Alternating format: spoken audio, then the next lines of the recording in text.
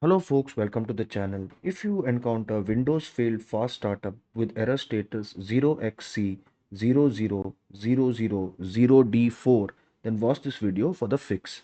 Now the first thing to do to fix this error message is to run a SFC scan. For that we will look for command prompt, right click on it and then click on run as administrator.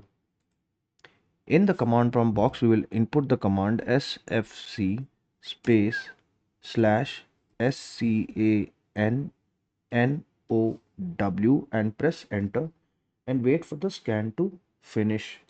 Once that is done, we should no longer see this error message. But if you encounter the error message again, then you need to do a system restore. So you will go to recovery and click on recovery. Then click on open system restore.